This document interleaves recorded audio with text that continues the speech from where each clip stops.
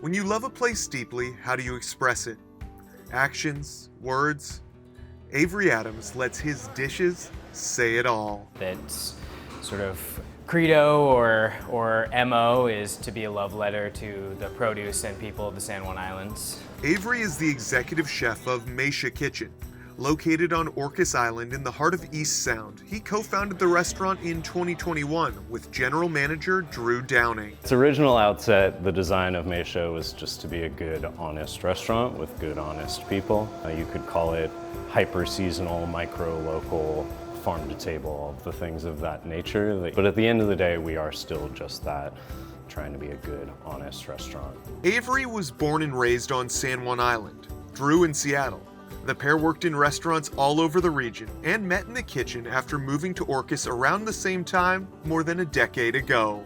You know, I've never really seen anybody be able to just pull menus out of a hat in the way that he does. I think his upbringing locally leads to a really strong sense of these are the things that are growing around me, and this is when I can utilize them, and this is how I can utilize them. You know, I've started to kind of develop like a Rolodex, a calendar year of what was available seasonally. So we change our menu, if not daily, weekly, to reflect you know, something being ripe, something being almost ripe, something being too ripe, overlaps in fringing seasons, to make constant changes and tailor to kind of fit the greatest hits of right now. What started as a pop-up is now a restaurant offering 3 menus out of 2 kitchens. There's the more casual lounge and patio area, 5 tables in the main dining room for a la carte dining, and the chef's counter with 12 seats nightly for a 10-course tasting menu.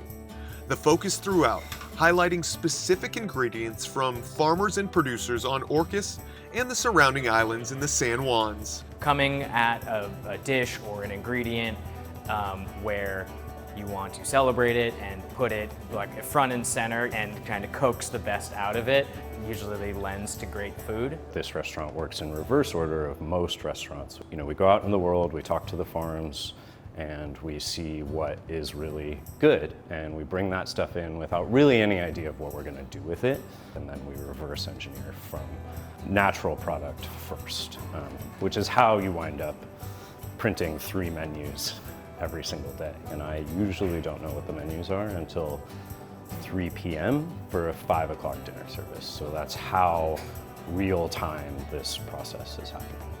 It's an approach that has earned Matia Kitchen a slew of accolades, including multiple James Beard Award nominations and a spot on the New York Times 2022 Best Restaurants list. In the process, making Matia a destination restaurant in a place where the economy is very much seasonal. Just to give you an example, there's this sort of circular nature of the economy on Orcas, which is, you know, nobody travels here in the winter, and so everything closes because there's no business. And because everything closes, nobody travels here. Do I have potentially a means by which to impact some change on that? Yes, I think that we do. How do they do that? Drew admits it's a complex question and acknowledges Matia Kitchen isn't trying to change the world, but instead makes small, meaningful changes for employees and potentially the community at large. One way to help? By staying open through the typically quiet winter months. I totally understand why other restaurants don't, because it's horribly expensive and a terrible business decision. But, you know, if I intend to reasonably employ really dedicated restaurant industry professionals in the long term and to give them healthcare and 401k, and all of the things that go along with that, I can't say for 4 months out of the year you don't get those things. And I think if we can impact some change like that, where people are traveling here to dine in this restaurant, they're not going to do that in a vacuum either. Then they're going to want to see the rest of the community and the culture here. So. And when diners do sit down at Matia Kitchen, they will be able to explore this place through taste, to get a snapshot of the best of the region in that moment. A series of dishes that together are a love letter to Orcas Island, written by the folks who call it home. If people eat here, they're going to know like when and where they are by just not only just reading the menu, but sitting down and having like a full and all-encompassing experience. For Seattle Refined, I'm Brandon Burnstead.